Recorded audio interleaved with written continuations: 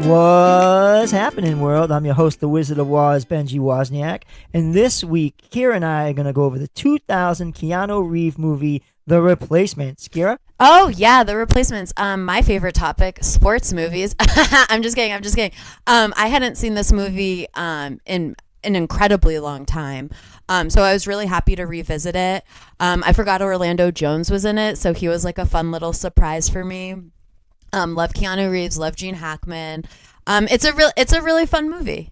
Yeah, so it was like one of my wife's and my favorite. I really enjoyed it. It was a reminder for me from the 1987 actual NFL strike when that happened. I remember watching those games, so it was kind of funny for me to like see this movie made about that. So that's actually so funny. So we were talking off air, and I had no idea that there was an actual real NFL strike. Maybe that's like my poor research. So watching this movie, I was like, oh, this is all like fictionalized. Like imagine like if this had happened. Like I was relating it to like the writer's strike that had just happened and like the actor's strike. But there was a real NFL strike. Oh, yeah, there was. And there was scabs, and there was the NFL players were mad. And after it all wrapped up, there were some players that did stay in the NFL. But yeah, the games were definitely not as good as like the regular games, but they were entertaining. If you're a sports fan, you had nothing but to do to watch them.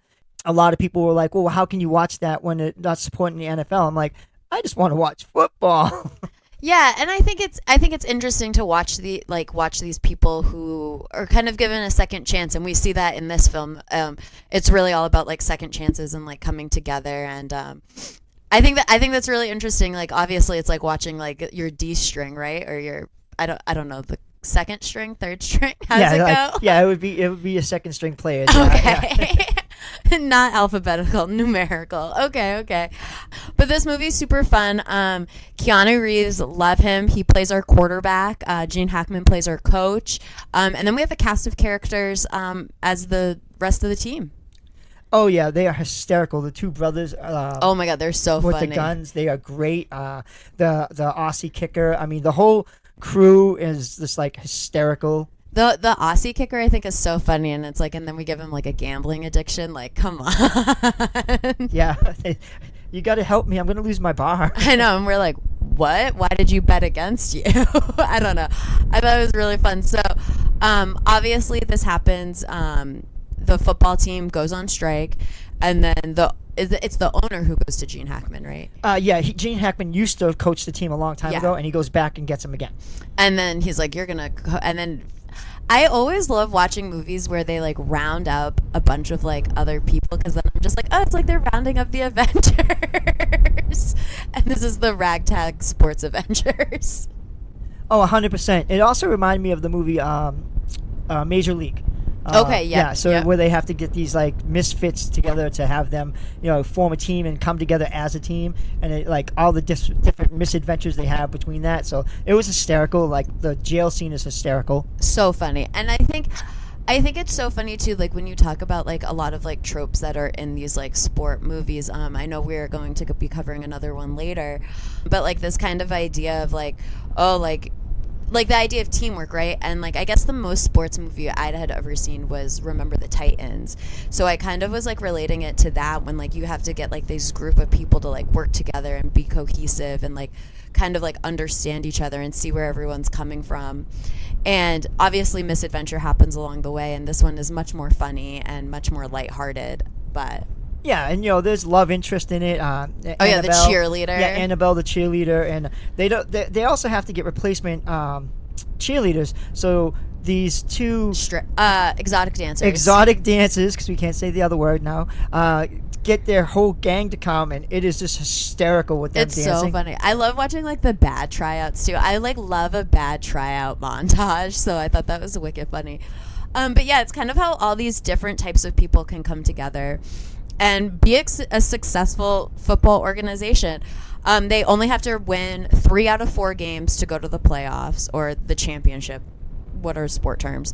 And so they lose their first game. They're not working together as a team. And then we kind of see them rally up together, get it going. And then, of course, during the final game, our point of drama is that Keanu Reeves is replaced by the old quarterback because he crosses the picket line, which I think is crazy. It's like, why is because quarterbacks are the face of the franchise, right? And it's crazy to have the face of the franchise turn their back on the whole entire team and cross the picket line. I thought that was incredibly self-serving, and I think that shows why he wasn't successful with the replacement team. Oh, 100%. And like, there's even a point where he says, I've won, I think he says 2 Super Bowls, and Keanu Reeves' character says, and you're still an asshole. Yeah, and he's like, and what does that mean? Like, that means nothing to me. And then I love, like, and then he, like, stands up his hot cheerleader girlfriend and, like, then just kisses her on the field, like, everything's okay. I'm like, all right, we get it. Your life's not like, I don't know. So then, yes, obviously, Gene Hackman, during the ever so cliched, inspirational halftime speech, kind of talks to the TV and is like, we need heart. Heart goes a long way. And Keanu Reeves is like, this is my bat signal. And he comes to the stadium and he's like, put me in, coach. Here I am for the second half. And now I'm going to relate these movies to things that, like, I've obviously have seen. So have you ever seen the soccer movie She's the Man?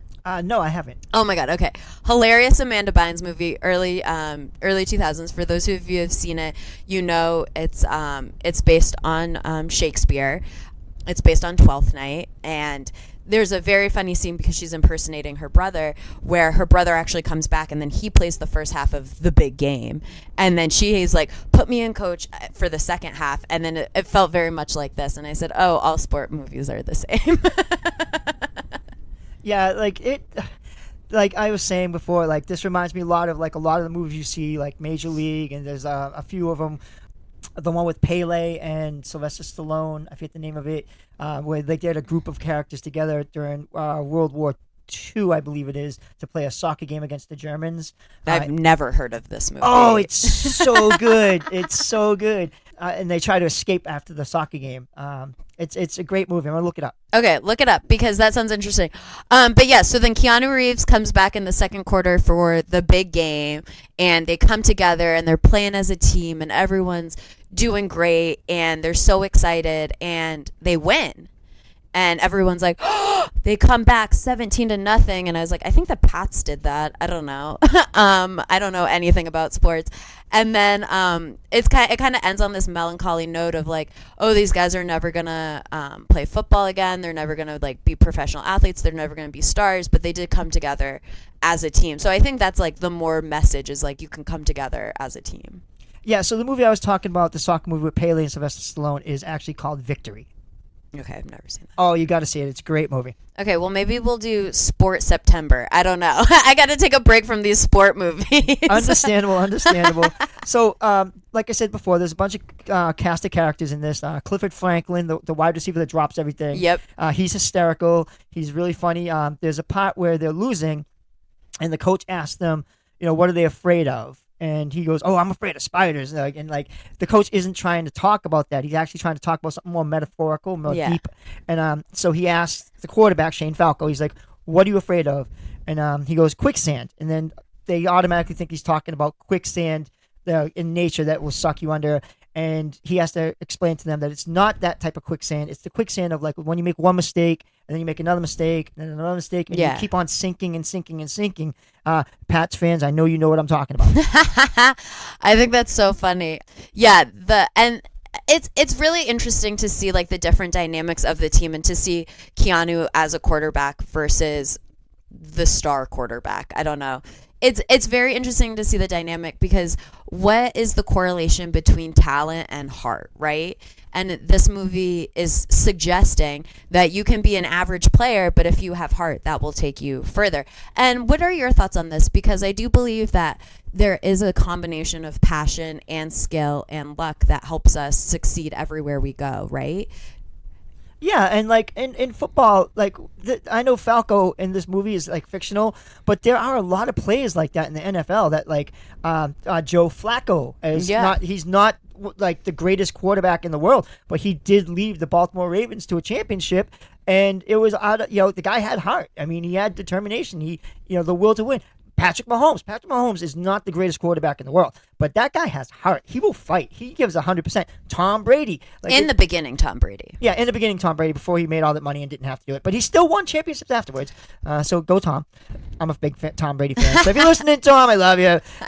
But these quarterbacks that you see give their heart and soul to the game. Like they'll drive, they'll throw the ball, they run, they'll do anything it takes to win and drive and motivate their teams. That's what this movie's about. Driven passion. It is. And I think it's really interesting too, because it's all about how you can inspire each other and how you can work together as a team. Ben and I work for the same company, and it is really all based in teamwork. So I feel like I talk about teamwork all the time.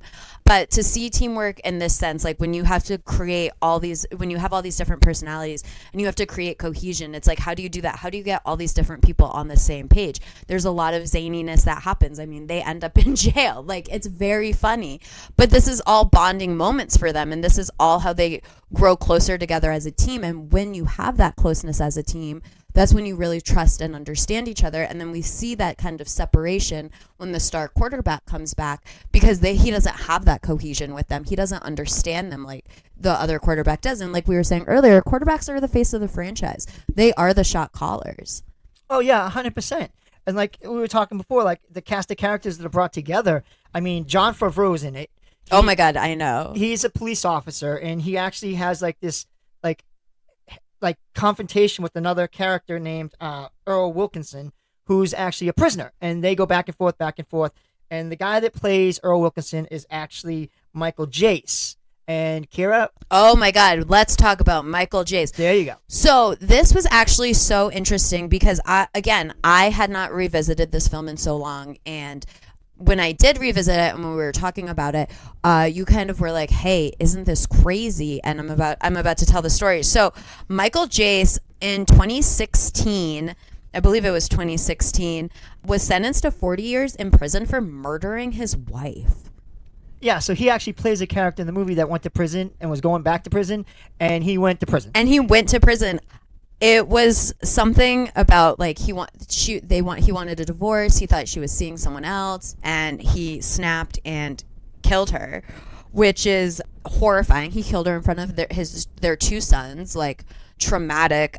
I mean, I can't imagine that. But it's never a funny matter. It's never a joking matter. But the parallels were kind of laughable. Yeah, there's ironic situation here. I mean, the man actually went to prison. Yeah. I mean, and it's sad, and that you get to if you watch this movie, you'll actually see John Madden, which is a great thing because Madden was one of the greatest coaches of the NFL, and Pat Summerall's in it, that was memorable for me to have those two characters reviewing the football game, being the commentators, because like I grew up with that, so that was kind of cool. That is cool. And something about me, because I'm stupid, is that I did not know that Madden was a real person, and I thought it was just the name of the video game. So everyone's learning a lot this week.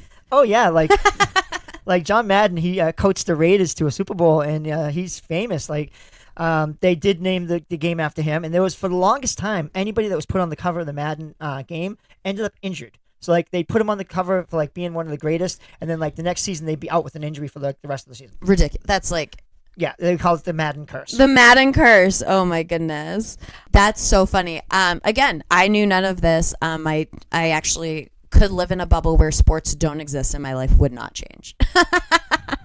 Yeah, I can't. I have to have sports. I'm so looking forward to the NFL draft. I mean, Patriots got the number 3 pick. Go Pats! Go Pats. So yes, so this movie is great. Obviously, it is all about the boys and all about the boys winning the big game. And I love a big game moment because it's so interesting when we look at like tropes and I don't want to say cliches, but when we look at tropes in films, right? We see the same things kind of repeating over and over again, but they repeat over and over again for a reason, right? And I do find that like I feel like when talking to people and like why they love sport movies so much, I think it's because there's always that kind of inspiring point to it. My mom loves a good sports film. I remember I watched The Blind Side with her. I watched Draft Day with her, just like Hoosiers. So my mom like is like my mom likes all kinds of movies, but she really like will gravitate towards a sport film. Glory Road I saw in theaters, Coach Carter, and it's all these stories of like inspiration, and I think it's so interesting like why sports and inspiration is always like tied together. Why do you think that is? Just I think it's just like the camaraderie, like it's the unity of the group. If that makes any sense. That makes sense. I can see that. I do believe it's about like how people come together, and again like the mixing of personalities. Yeah. But I do believe like since gladiator times, like we've always held athletes to this kind of like different standard, and I think seeing them in this like way, almost like, I don't want to use like godlike because I don't think we should ever put anyone on that pedestal, but in the image of like what these athletes from the olden days were. And I think when we see that, we kind of mix that together and we're like, oh, well, if they can push their bodies and they can push their minds and they can push their boundaries to do all this greatness and for our entertainment, like why wouldn't we like celebrate them and kind of put them on this pedestal of like of greatness and inspiration? Because it's like me as a normal person, I can't play a professional sport.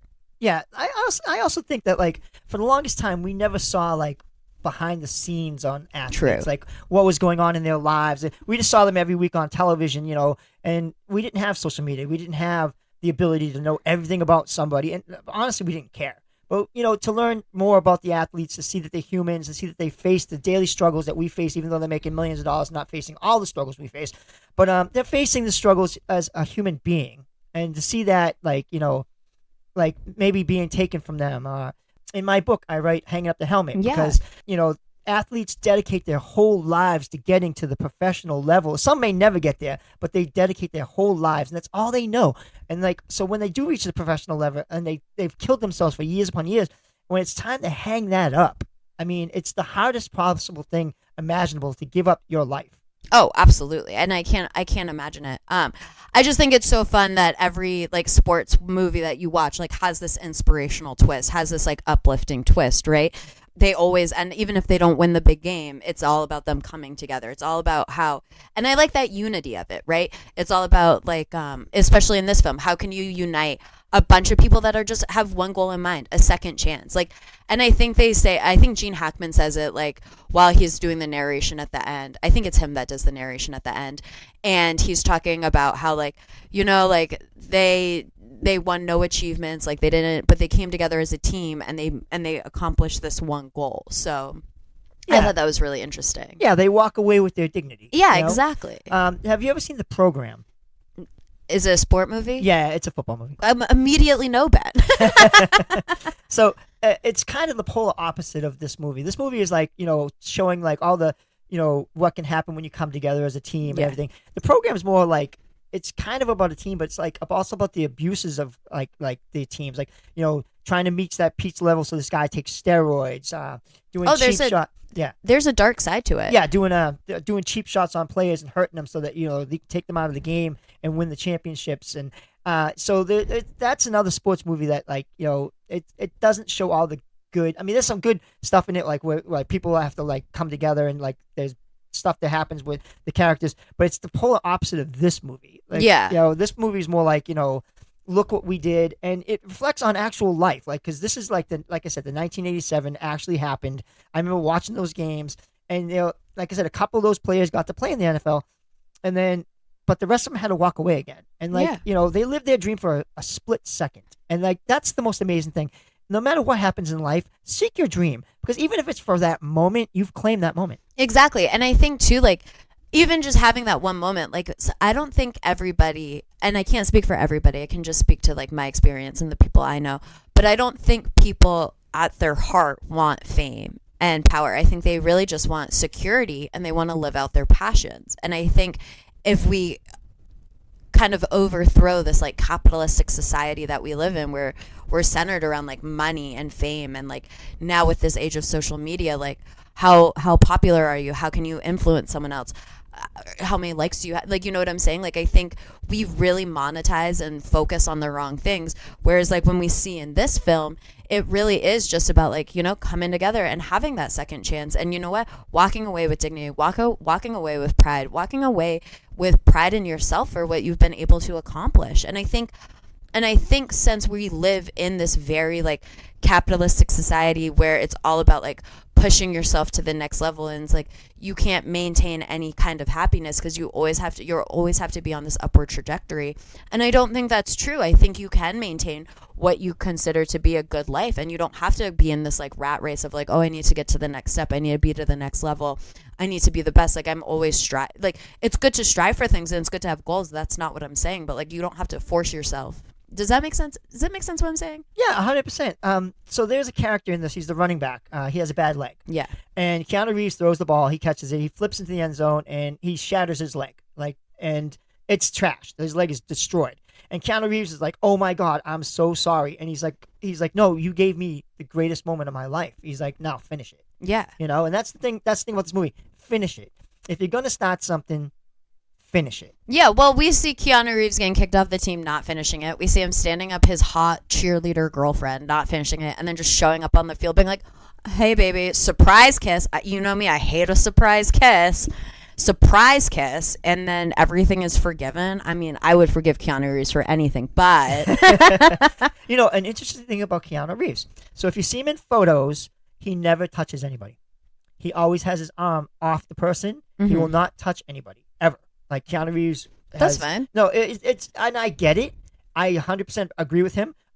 It's contact. And it's contact. And someone somewhere might say something. And, he's a famous star. And you don't want to ever put yourself in a situation where someone says something. Oh, I thought it was more just like germs.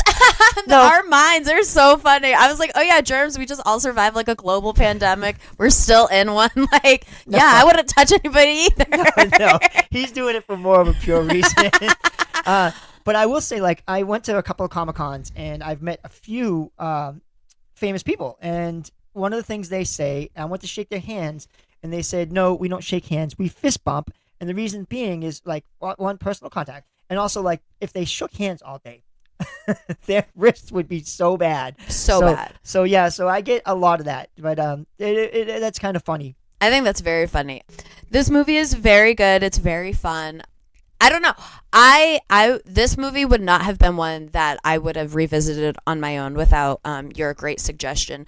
But I love it. I love Gene Hackman. I think he's absolutely hilarious and fantastic in this. I think the cast comes together phenomenally. And the Orlando Jones of it all, I forget how much I love Orlando Jones, and then I see him in something, and it's just like I re-fall in love with him, because everything I see him in, I think he's so kooky and so like enigmatic. Is that the word I want to use? Yeah, enigmatic. Sure. I hope I'm pronouncing that right. And I think he just really like I don't know. I think he's a phenomenal actor. I had forgotten completely that he was in this film, and then when I saw him again, like that was like I think my biggest joy. Yeah, there's some people in it, like, you look and go, what, Faison Love's in it? I mean... Oh, my God, I know. And him and his brother... So there's a part when the actual players flip Falco's car, and they keep on flipping his car, and then Faison and his brother in this movie walk up, and they're like, oh, okay, what's your car? And the guy, the quarterback points over and goes, that's my car. And they end up shooting it with the guns, and they're like, fix the car. and they're like, what? Oh, God. And, like, they push the car back over and everything, and there's a part when they come in and they're all sitting there and the coach is like, if you have a weapon. If you have a weapon. And it's so funny. And this movie, I don't know, this movie felt... So I want to talk to you about this a little bit because I think now we're seeing it. It felt very real. And like... especially now, like with the talks of like AI and all this, the dialogue felt real. And I feel like there was this switch that happened. I don't know when, but all these movies that I'm watching, like from the early 2000s, late 90s, 80s, it all feels a little bit more real and like genuine. And I love watching movies where no one has veneers and like fake teeth. And like, I'm like, these look like people. And it was like really refreshing. Does that make sense? No, 100%. Like watching this movie, people aren't always going to get along, and people aren't always going to like it. You could throw a bunch of people together, but you need something to like unite them. Absolutely. And that's the bar fight. Like, yeah. In the bar fight, that's when they actually get together and they form a team. And he even says that he's like, that's when you guys bonded. Yeah. And I think it's funny because there always has to be like that bonding moment, like what's going to pull us together, and it was that bar fight, because then you see in moments, I think, of stress and like high tension, who really has your back. We were talking about this earlier, kind of off air in a different sort of way. We were talking about people and how we assume everyone has good intentions, and then it turns out that they do not. And I think in instance in the bar fight, you kind of see them that they're like, oh, these are my friends, these are my teammates, like I do have their backs, I do actually care, like let's come together. Yeah, and they even joke with each other. Like when Clifford Franklin's talking, and he's like, "Yeah," and they're like, "Yeah, you hid behind a jukebox." And, he's like, and then he starts saying, "Yeah, I was scared," and then he starts busting into this, go walk out the door, and it's like probably one of the funniest dance scenes ever. But it's like it's such a bonding moment for the team, and like you see them all just dancing and having a good time, and it was funny. It was funny, and then that song plays at the end after they win the game, and they're doing the voiceover. "I Will Survive" does play again, and it's very funny. The movie is actually very well done. I would suggest it now that I have rewatched. Oh, 100%. Like if you like any kind of like feel good sports movie, this is that one. I mean, you can't take away from this. Keanu Reeves does an amazing job in this. All around, like the whole cast is great. They're funny. It does remind me a lot of Major League. I thought that was like one of the things, like, and it's just because like you got a bunch of cast of characters and clowns that come together to like form basically a championship team, and that happens in Major League. They bring like Wesley Snipes, and they bring all these people together, and they're a bunch of clowns. But you know what? Sometimes you need a clown. Yeah. So what I also related it to, because I'm not a sports fan, was there was a movie that had just been released that was kind of sporty. It's called Bottoms. Have you seen it?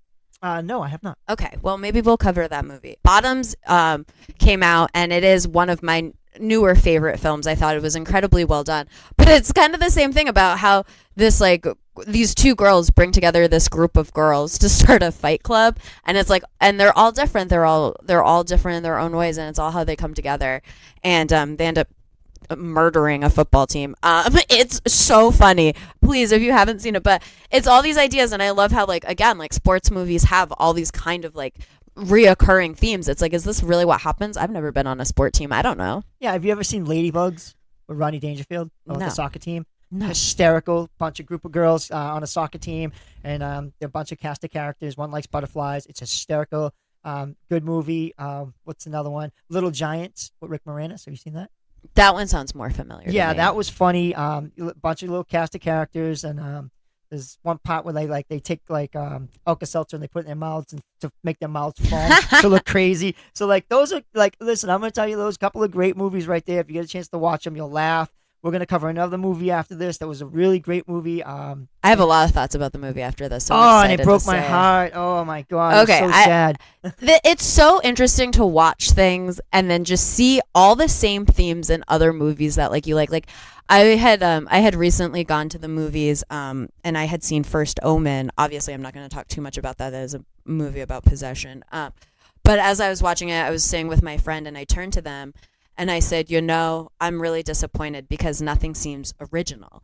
And I think there's a difference between using tropes in a way that is refreshing and you can revamp it and you can upgrade it and that's why they're tropes for a reason. And then there are ways where you're just literally copying and pasting and just pulling from original source material without really making it your own. And I think in sport movies, maybe it's the nuance of sports, or maybe it's of how you can have so many different like ways to tell the story, but I think it's interesting every time. This movie, Remember the Titans, the movie we're about to cover, Hardball, it is Keanu Reeves Sports Week if you haven't noticed.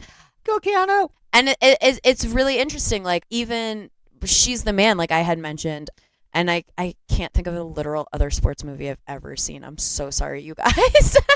Have you seen $1 Million Baby? Oh my god. Okay, $1 Million Baby. I have seen that. To me though, so this is, and then you know what? Oh yeah. So to me though, $1 Million Baby is not a sport movie, and it is a drama. Like, oh, 100%.